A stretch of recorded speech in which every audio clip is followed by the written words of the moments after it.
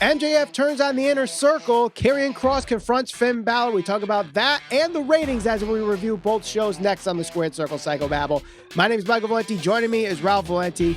Ralph, the big news that came out of AEW Dynamite last night is this creation of AEW's Four Horsemen, really Four Horsemen, as MJF has joined forces with Shawn Spears and FTR. Wardlow joining for the ride too as they attack Inner Circle to close out the show. I thought it was a great way to close out the show. Bounce back from AEW Revolution. What was your thoughts on this? Definitely a good way to bounce back from Revolution, considering all of the fallout following the lack thereof explosion, I guess you could say, because that unfortunately was probably one of the bigger takeaways from the pay-per-view. Now, last night was a really, really good episode of Dynamite. They did a good job of pivoting and making sure that they're trying to put their best foot forward, especially when you consider this. You know, I think that a lot of people foresee this. A lot of people saw either the Inner Circle, I think, probably joining sides with MJF being the new leader and Chris Jericho getting kicked out, or just MJF trying to manipulate the situation. And ultimately, I think that's what we got. It's just funny. Do you ever remember somebody predicting the entirety of that group, whether it be the Four Horsemen or the Revelation, whichever they decide to call themselves? I believe you're the one that said MJF and Wardlow to join forces with FTR.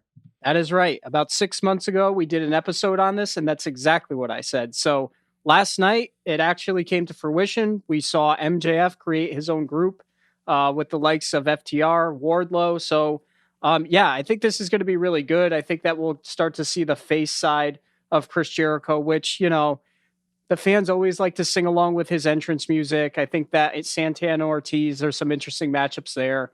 So, yeah, I'm definitely interested to see where this goes. And I think that AEW did a really good job of getting themselves out of a bad situation following the pay-per-view. Now, everybody's talking with, fans coming back. Now that we have the Inner Circle, Sammy Guevara returns, this formation with MJF and his faction. Could this lead to blood and guts? As now it's the Inner Circle versus MJF's faction in there instead of the Elite. It absolutely could be, and that's the thing. I think, each state I know is going to be different.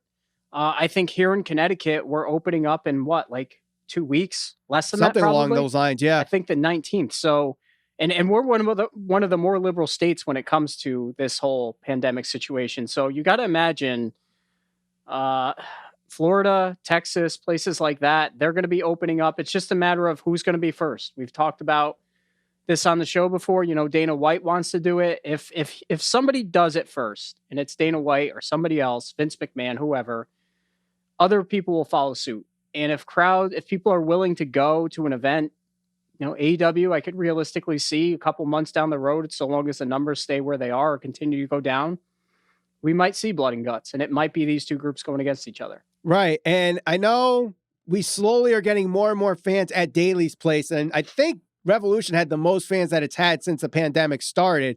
Yeah. So they're definitely going in the right direction as far as getting more fans there. And maybe they start touring again, and the Prudential Center where Blood and Guts was supposed to be, maybe they get their big match and it will be this 5-on-5 pairing instead of the Elite and the Inner Circle. And I think this would be a great pairing. You got, like you mentioned, Santana and Ortiz, FTR. You got Wardlow and Hager. We know those guys can go together. MJF and Jericho. A lot of good pieces there, and that would be a great blood and guts match. But let's move on to how NXT closed last night, and that was with Karrion Kross confronting Finn Balor after a very good NXT Championship match against Adam Cole. Adam Cole gets attacked by Kyle O'Reilly. I believe this is what's setting up for the two main events for the announced 2-night NXT TakeOver Stand and Deliver on April 7th and April 8th. Do you think these are going to be the two main event matches? Yeah, absolutely. I think that Adam Cole, this is a storyline that's kind of been progressing over the past 2 or 3 weeks.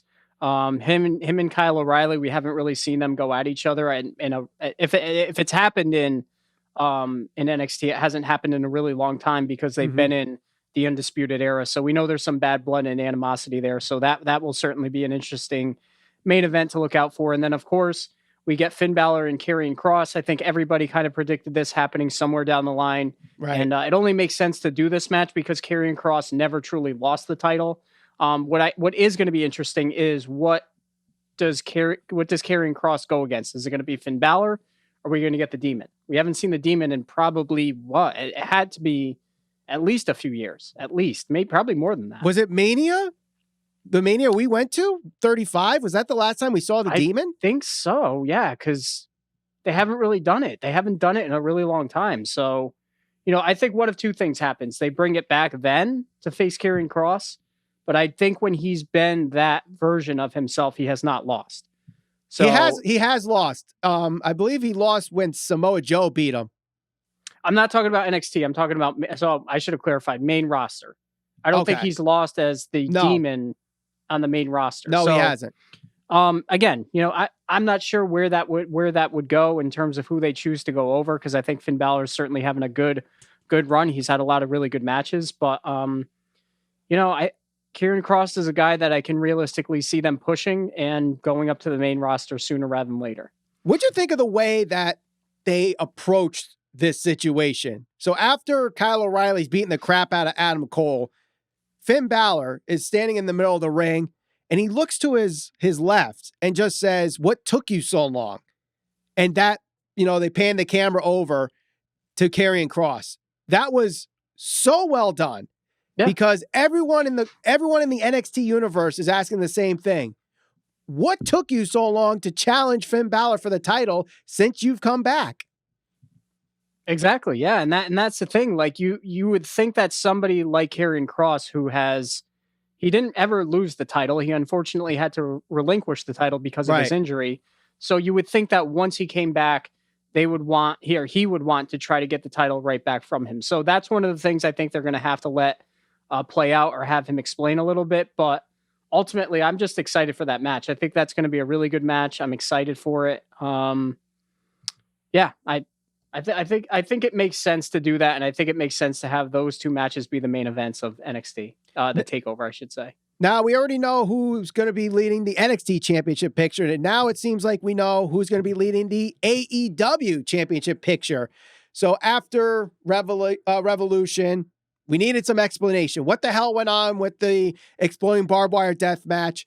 Moxley and Kingston provided that, as Omega can't build bombs.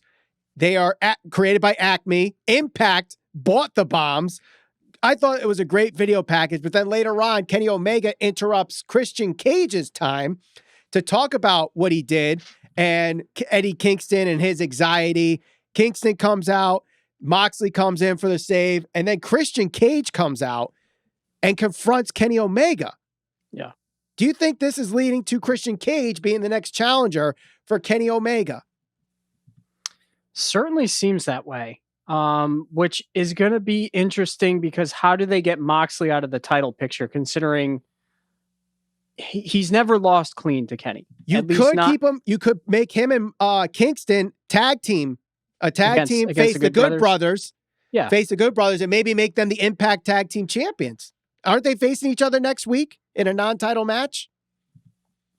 I'm not sure about that, but either way, I mean, that could certainly be an easy out for it. And I think so, and we were pretty vocal about this. I think one of the other criticisms, at least for some fans, was, having Christian debut as that huge star. Some people were let down by that. So what better way to show that, this guy is going to be somebody that's here to be a major player in AEW than have him confront the champion? That there's not really too much more you can do to kind of make a statement, especially considering it looked like he was certainly going to get the better of Kenny Omega. And, that's a match I'd sign up for that any day of the week. I think Christian is one of the best guys, one of the most underutilized guys from the Attitude Era. He caught a tough break because there was so much talent there during the Attitude Era. And then he was kind of, in the shadow of Edge and all of those types of things. Well, however you want to look at it, but he's very good. And I think that him and Kenny Omega would be a great match. Now, I know it will be a good match. Christian is a very good in-ring wrestler. Kenny Omega, obviously some people consider him the best in the world, but I wasn't really paying attention to social media too much today. I'll admit it. But I don't know what the reaction was to Christian Cage coming out here in his first appearance on Dynamite and just challenging, or at least hinting at challenging, for the AEW championship. Did you see anything on social media where people are comparing this to Goldberg or Edge? And if this is the same thing? Well, it's same in the sense that this is the entertainment business, and whether you're Tony Khan or Vince McMahon, your main prerogative is selling tickets and selling pay-per-views and making sure that people are interested in your product. So if that means putting on the best match or putting in the biggest draw that you have in a main event, they're the same in that sense. I think that where some people are going to get into these type of weird arguments is, look, when Edge won the Royal Rumble, let's just be upfront and honest about it. A lot of people were comparing that to Sting, right? And they're saying, oh, the counter argument to Sting was, oh, well, Sting's not going to challenge for a championship and Sting's older. And there was all this back and forth between WWE fans who don't watch the AEW fans who don't watch WWE anymore. And then at the end of the day, it's kind of ironic that Edge's best friend seems to be in a position where he's going to challenge for a title. And oh, by the way, he's well past his prime and he's much older.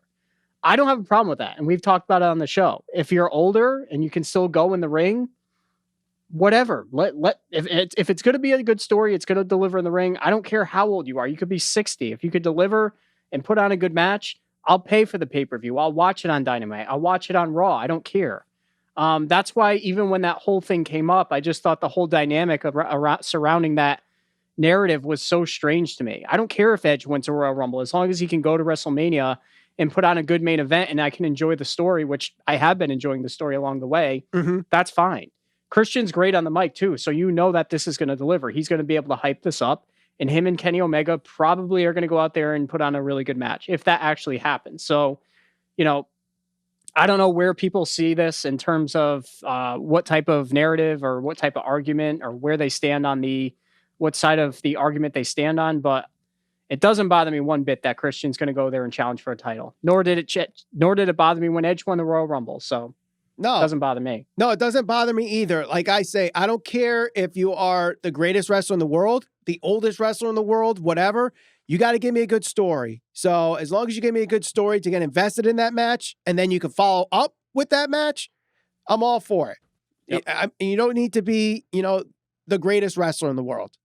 For me, you got to be able to talk, wrestle, and have that character all blurred into one. And I think Kenny and Christian could create a very interesting dynamic, and we'll see where it goes. But yeah, and that's the thing. Big Show wasn't lying when he said he's a Hall of Fame caliber talent, because Christian is a Hall of Fame caliber talent. He's a great wrestler. So him going in there and having a match against Kenny Omega, that's, to me, on paper, that seems like a really good matchup.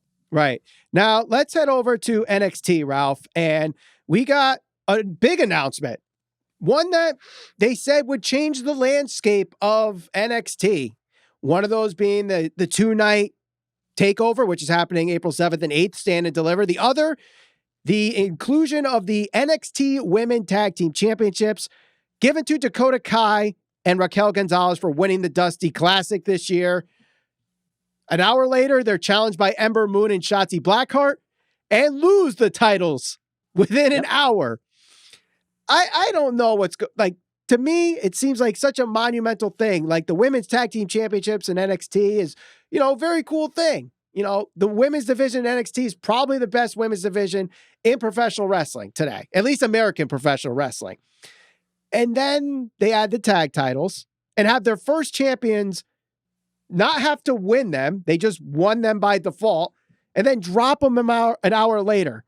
Is it just me? Or do I feel like the titles are already buried 1 hour in? I wouldn't say they're buried, but I mean, if you're trying to make this a prestigious title, which, William Regal, when he came out there and made the announcement, that's what he was hinting at. He was like hinting that these are going to be prestigious titles. They're going to be defended, et cetera, et cetera. And then they just dropped the titles, which to me, it would have almost made more sense to bring them in and then a challenger, whatever team, if it ended up being Ember Moon and whoever, it could have been anybody. If you're going to give the belts to Dakota Kai and Raquel Gonzalez, why wouldn't you just have it where there was two teams and have them, go against each other for the titles? and not give it to somebody, not gift it to a team, Right. But especially if and then after the match is over, and granted, the match was very good. It was much better than their previous takeover match in the Dusty Finals. I'll say that. They did this one much better. But after the match was over, they have Shotzi and Ember walk backstage, and they're getting the round of applause, and they walk by Candice LeRae and Indy Hartwell, and they're like, "Oh, the title should go to us," already hinting that Raquel and Dakota are already out of the picture.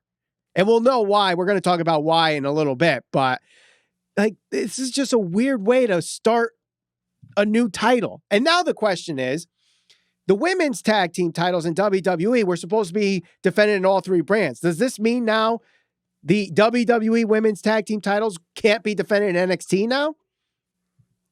I mean, I guess they could. It's just probably not likely. Doesn't that seem redundant? Yes. If that's the case? Yes.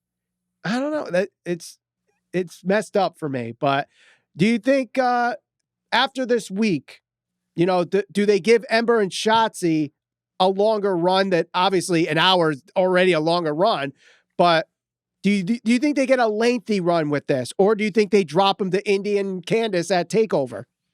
No, I don't think they'll drop the titles. They'll probably get a longer run. I don't think they'll hot potato the belts just like that straight out of the gate. I mean, because NXT for the most part, like they tend to keep their titles on their champions for a long time, whether that's NXT or NXT UK. Adam Cole had a long run. Karrion Kross had his run cut short. Walter's been champion for a long time. So, I think they'll keep the titles on them and let them kind of build the prestige up on them.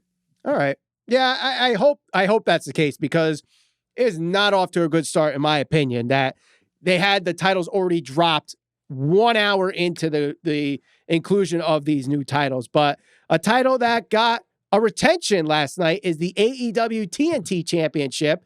Darby Allin successfully retains against Scorpio Sky. I thought this was a very good match, but interesting, after the match, Scorpio Sky, it seemed like he had a temper tantrum and goes off on Darby Allin's ankle, which he injured during the match. You thought Scorpio felt a little remorseful, but then he smiles. So it seems like heel turn confirmed. What do you think of the heel turn of Scorpio Sky and the match with Darby Allin for the TNT Championship? I'm all for it, so long as we get more Scorpio Sky on a weekly basis. And Agreed. I know he was out with injury, but he was always a guy that I think people look to as somebody that would eventually be a champion, whether it's a TNT champion or the AEW champion. So, I'm fine with him in some form of feud with Darby. It doesn't seem like they're going to continue this feud with Team Taz, because I mean, unless I missed it, I don't think Team Taz even made an appearance last night, did they? They did not. Sting did. Sting did. And it makes you wonder, where was Sting coming in for the save for Darby? I know he was supposed to have an interview with Tony Schiavone, and Lance Archer interrupted that. And it looks like there's going to be a storyline between Lance Archer and Sting. But where was Sting coming in for the save to help his buddy Darby? Yeah. I mean, you could certainly look at that. I mean, personally, the Sting and Lance Archer thing was a little odd, because it's kind of like, well, where are they going to go with this? Sting and Jake the Snake Roberts, 1-on-1. Oh God. Yeah, that'll be interesting. But no, I mean, as far as Scorpio Sky is concerned, what happens with SCU? Do they break up? That was even weird, because they showed SCU a couple different times in the audience, but well, Scorpio Sky hasn't really been a part of SCU for a while. Like, Scorpio on Dark has been doing his own thing in the singles stuff, and obviously he has his own music when he comes out. So I don't know if he's really a part of SCU anymore. And especially with this whole thing where the next time SCU loses, Frankie Kazarian and Christopher Daniels are calling it quits. Yep. I know they were in the audience during the Matt Jackson Ray Phoenix match, which was a very good opener for AEW Dynamite this week. But I think they broke Scorpio away because they know he's the single star, and obviously Frankie and Christopher Daniels are at the tail end of their career, so they needed to get them away, kind of like what they did with Big E and the New Day. Yeah, no, I agree 100%. And like I said, if they're going to continue this feud with Darby, I'm all for that. I thought their match last night was great. If there was if I had to choose match of the night, it's either that match or Adam Cole and Finn Balor. They were both really good.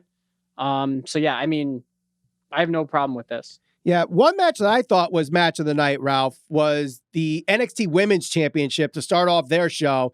Io Shirai and Toni Storm, I thought was a great match. And I love the finish of this match where Toni Storm went for the flying headbutt and missed, and Io Shirai went for the crossface and tapped out Toni Storm for the win. Now, later on in the night, we find out that Io Shirai wants a piece of Raquel Gonzalez, and it appears that Raquel Gonzalez is going to be the next challenger for the NXT Women's Championship, which just makes me wonder, why the hell did they give Raquel and Dakota the Women's Championships for just an hour and just let, other teams challenge for it? To make it makes Raquel kind of look bad that I know she wasn't the one that was pinned, but doesn't it make her look bad heading into as the challenger for the women's title? I mean, if like you said, if the intent was to put the titles on them only to have them lose it in an hour, yeah, it does. You'd want somebody going into like a main event or a title match, I would imagine, with some type of momentum. And granted, like you said, she didn't get pinned, but it's not like she's going in there with a full head of momentum. So, it's weird because they were building her up really well, and I kind of felt like she was eventually going to get to the spot to challenge Io Shirai, but it's not like she's won like 3 weeks in a row and she's building up towards it. It's like, okay, well, you lost the tag team match, right, to Nia and Shayna, and now you lost this match, and now you're going to get an opportunity to challenge for the title. Right. Kind of weird. It is weird, but I mean, in singles competition, Raquel has pretty much been unstoppable. It's just in tag team matches, and the tag team matches with her and Raquel, or with her and Dakota, have been pretty much the same. Dakota takes a lot of the beating, gets double teamed a lot. Eventually, Raquel comes in, she dominates, and then the finish happens. Either Raquel wins with her power bomb, or Dakota wins because they distract Raquel somehow. They've been the same over and over again, and I think it's time for Raquel to be on her own. Now the question is, what happens with Dakota? If Raquel is going to be going for the NXT Women's Championship, does Dakota come for the ride, or does she find a new tag partner, Tegan Nox, when she's healthy, to go after the women's tag titles?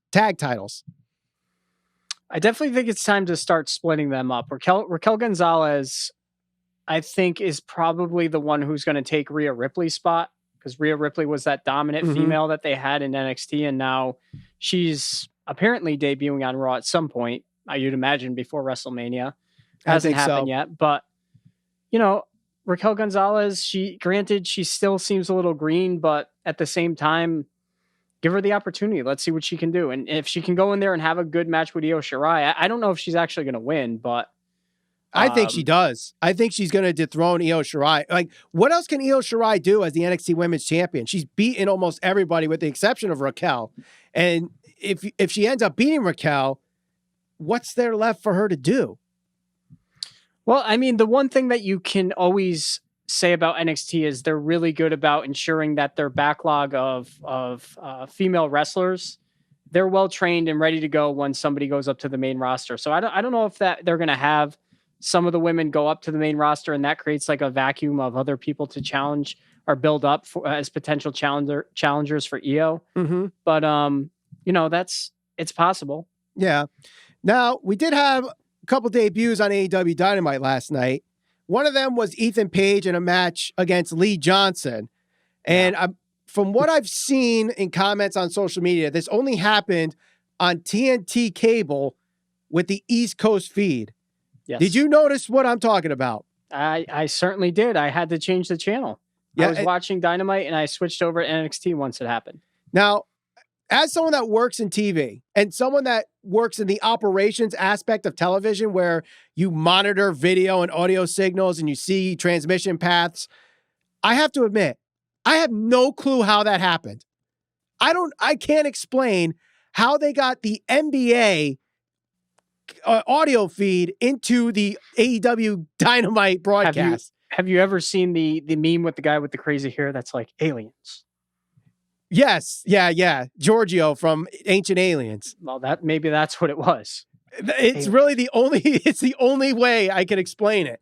And I mean, that's definitely operator error. Someone had to literally feed in the NBA audio feed into the transmission path to TNT.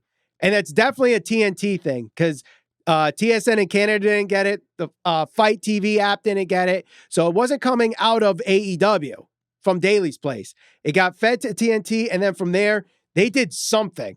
I don't know what, but they fed that feed right into Dynamite. And it was weird because like it kind of fit with the match, but also was like totally distracting. And it's so like feels so bad for Ethan Page as this is his Dynamite debut. Yeah, me too, especially considering coming out of the pay-per-view, like, he was obviously in the ladder match, but I think some people were kind of left saying, well, who is this guy? And then he gets his debut on Dynamite and this happens. And I'm sure I'm not the only one that kind of tuned out, but yeah, it was definitely noticeable. The commentary was very low. It was just not good. Unfortunate situation for him. Right. And for those that are wondering, does this affect ratings? If people were tuning out during this because of that, yes, it does. This did affect the ratings somehow, but a lot of stuff happening on TV this week. So you have the Masked Singer returning. You had the South Park vaccination special. Because of that, AEW Dynamite and NXT both took a hit in the 18 to 49 demographic. Also, both went down in total viewership. AEW Dynamite went to a 0.32 this week in the 18 to 49 demographic, staying in the top 5, but they lost 200,000 total viewers down to 734,000 this week. NXT, they went down from a 0.20 to a 0.18 in the 18 to 49 demographic and finishing just losing 1,000 total viewers from last week with 691,000 total viewers. So, Ralph, we talked about the highlights from both shows. Is there any other highlights that you wanted to point out before we decide who won this week's Wednesday Night War? No other major highlights that come to mind. I think that both shows were definitely solid this past week. Both of them had some newsworthy stuff that came out of it. Especially, I think the big story with AEW was they really needed to present, a strong showing coming out of that pay-per-view. Because even if you're the most diehard AEW fan, you can at least admit that the dud at the end of the pay-per-view was something that a lot of people saw as a negative thing. Mm-hmm. So were they able to rebound from that? Yeah, I definitely think they were. The unfortunate thing for them was they lost 200-something thousand people in terms of their viewership. So did they tune out because they bought the pay-per-view and decided, I'm done with this? Or did they go elsewhere? Did they watch South Park? Did they watch something else? I don't know. But yeah, it's just unfortunate for AEW, but I think they did the best that they possibly could in terms of damage control. Right. I think part of it, like the 18 to 49 demographic, I think they were watching the South Park special because not only were they number one in all adults 18 to 49, they were number one in female and male. They almost got a 1.0 in the male 18 to 49 demographic, which for non-live sports, that's almost unheard of in today's television standards. So, props to the South Park vaccination special for getting a pretty decent number in today's cable viewing audience. But I think a lot of the 15 plus, or the 50 plus, I should say, a lot of them went to the Masked Singer this week. I think also a lot of them went to see Shaq last week. He wasn't on. So, it was a pop of the total viewership there and it dropped. So do I think both shows will bounce back next week? I think so. I think they both had very good shows. And AEW Dynamite, like you said, they bounced back from what happened at Revolution. I think the story told with Eddie Kingston and Moxley was the best way they could make chicken salad out of chicken shit. I think the opening match with Rey Fenix and Matt Jackson was a very good match. Mm-hmm. I think the back and forth with Pentagon and Cody was very good. Yes, that was very good. The women's 6-women match was a decent match, and we know next week Britt Baker and Thunder Rosa are going to be the main event next week of St. Patrick's Day Slam. And then over on NXT, I think they did a pretty good job too. Obviously with the NXT Championship, we know what's happening there. You got the tease of Jordan Devlin coming back. the progression of Timothy Thatcher and Imperium again. I think there were a couple letdowns. Obviously, the women's tag team championship match to me was a little bit of a letdown. The Xia Li, Kaden Carter basically did nothing. It was a pretty much a waste of time. So I think this week's got to go to AEW Dynamite for me. Yeah, I agree. And we talk about this all the time on this show. NXT is a really good wrestling show. When it's hitting on all cylinders, it's good. Last night there was a lot of good wrestling matches. You had the Io Shirai match was very good. The women's tag match was also good. Adam Cole and Finn Balor was very good. But I think the most newsworthy thing coming out of either show last night, the thing that had people talking, which is what you want. You want people looking forward to next week's episode. And NXT certainly had enough. But I don't think NXT really had that one segment that's going to sway somebody who's either going to say, okay, I'm going to choose between AEW and I'm going to choose between NXT on Wednesday night. And, they decide based on what they see. Mm-hmm. Dynamite had that one closing segment with MJF and the new faction and all of that stuff that I think a majority of people are looking forward to in terms of, what's going to happen next week. I don't think NXT necessarily had that same vibe coming out of it. So I think that Dynamite had the better show overall last night. So did we just see a babyface turn for Ralph this week? If you want to start talking about Makihito, I can certainly go heel again. No, it's all right. But we'll see how the shows go for next week. I think both shows were very good, and I think they'll bounce back next week in the ratings. But let us know in the comments what you thought of AEW Dynamite and NXT. And don't forget to share us all over social media. We're on Facebook, Instagram, and Twitter at SCPB Podcast. Subscribe, hit that bell to join the conversation, and we'll see you on the next episode of the Squared Circle Psychobabble.